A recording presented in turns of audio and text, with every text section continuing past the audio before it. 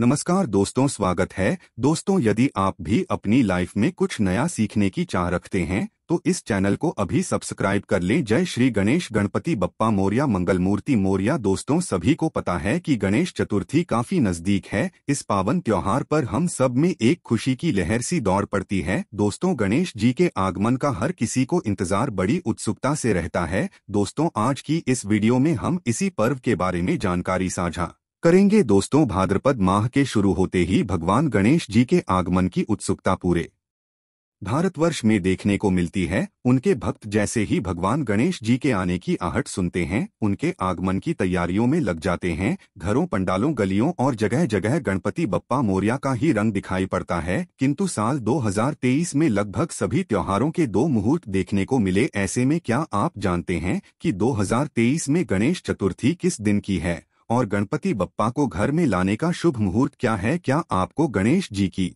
स्थापना की विधि के बारे में पता है? और क्या आप यह जानते हैं कि गणपति बप्पा को घर लाने के पश्चात आपको उनका स्वागत कैसे करना है? क्या आप गणपति बप्पा की पूजा में प्रयोग होने वाली सामग्रियों के बारे में जानते हैं? और कहीं सभी लोगों की तरह आप भी तो इस बार गणेश चतुर्थी के शुभ मुहूर्त को लेकर कंफ्यूजन में तो नहीं है? तो दोस्तों, यदि इनमें से कोई एक सवाल भी आपके मन में है तो आज की हमारी यह वीडियो आपके बहुत काम आने वाली है, क्योंकि हमारे गुरु जी ने गणेश चतुर्थी से जुड़ी हुई हर एक जानकारी अपने भक्तों को बताई है, जिन्हें आज हम इस वीडियो में बताने वाले हैं। तो यदि आप भी गणेश जी के स्वागत में कोई कमी नहीं छोड़ना चाहते हैं और उनकी पूजा पाठ की सभी विधि और मुहूर्त के बारे में सब कुछ जानना चाहते हैं तो वीडियो को अंत तक अवश्य देखिएगा। दोस्तों, वीडियो में आगे बढ़ने से पहले वीडियो को लाइक और चैनल को सब्सक्राइब अवश्य कर दें, जिससे कि भगवान श्री गणेश जी की कृपा आप पर सदैव बनी रहे। और एक छोटी सी आपसे गुजारिश करूंगा कि अपनी मर्जी का कोई भी प्यारा सा गणपति जी का नाम कमेंट बॉक्स में अवश्य लिखें। चलिए वीडियो में आगे बढ़ते हैं।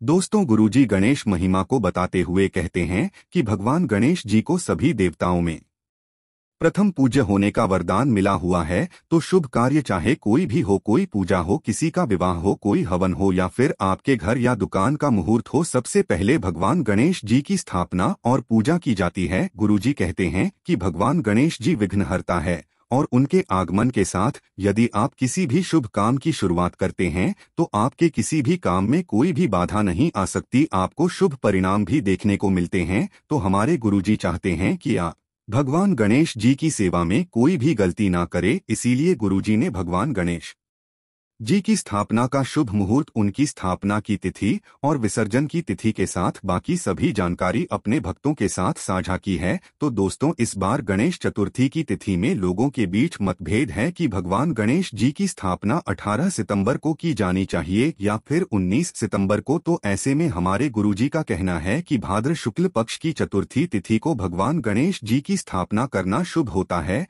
और 2023 में चतुर्थी तिथि 18 सितंबर को दोपहर 2:09 पर शुरू होकर 19 सितंबर को दोपहर 3:13 पर खत्म हो जाएगी और सूर्य के उदय होने के साथ जो तिथि आती है उसे ही पूरे दिन की तिथि माना जाता है। इसीलिए इस बार गणेश चतुर्थी की शुरुआत और गणपति बप्पा की स्थापना 19 सितंबर को ही की जाएगी। दोस्तों, गुरुजी कहते हैं कि ऐसे आप अपनी सहूलियत के अनुसार 19 सितंबर वाले दिन किसी भी समय गणपति की स्थापना कर सकते हैं, किंतु यदि कोई भी शुभ काम शुभ मुहूर्त के साथ किया जाता है तो वो विशेष फलदायी होता है। इसीलिए गणेश जी की प्रतिमा की स्थापना का शुभ मुहूर्त गुरुजी ने 19 सितंबर को सुबह 11:07 से दोपहर 1:34 तक का बताया है। यदि आप अपने घर में गणेश जी की स्थापना करना चाहते हैं तो इस समय के बीच आप गणेश जी की स्थापना कर सकते हैं। यदि आप शुभ मुहूर्त के समय पर स्थापना नहीं कर पाते हैं तो आप प्रदोष काल से पहले किसी भी समय गणेश जी को अपने घर में लाकर विराजमान कर सकते हैं।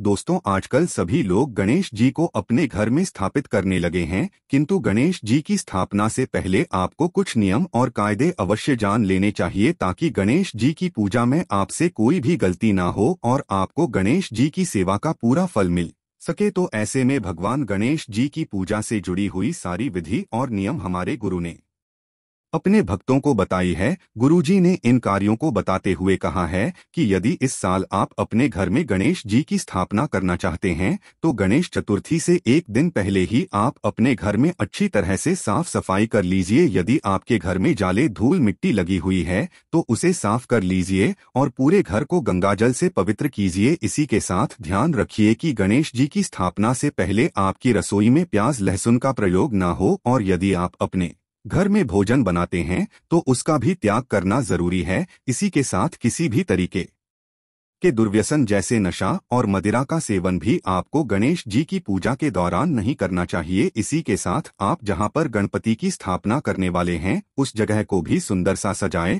और गणेश जी के लिए आसन अवश्य बनाएं। दोस्तों, यदि आप ज्यादा तामझाम नहीं भी करते हैं तो कम से कम एक चौकी पर लाल रंग का कपड़ा बिछाकर आप उस पर हल्दी और चावलों से स्वस्थ अवश्य बनाएं और इसी के पश्चात ही गणेश जी को यहाँ पर विराजमान कीजिए। साथ ही भगवान गणेश जी को घर में लाते समय ये ध्यान रखिए कि जब आप गणेश जी को अपने घर में लाए तो उनके ऊपर लाल या पीले रंग का कपड़ा ढककर अवश्य लाएं। सबसे पहले गणेश जी का मुख अपने घर की तरफ कीजिए और प्रवेश द्वार पर ही उनकी आरती अवश्य करें। दोस्तों, ऐसा इसलिए किया जाता है क्योंकि गुरुजी का कहना है कि जब हम अपने घर में गणेश जी की स्थापना करते हैं तो सबसे पहले गणेश जी को अपना घर ही दिखाना चाहिए। ऐसा करने से वह प्रथम आप पर और आपके घर पर ही अपनी कृपा बरसाते हैं। गणेश जी को घर में लाने के पश्चात सबसे पहले उन्हें आसन पर स्थापित करें और दोबारा से उनकी आरती करें। इसके पश्चात आप गणपति के लिए प्रसाद अवश्य बनाएं। अब भाई, ये तो सभी जानते हैं कि गणपति को मोदक बहुत पसंद है,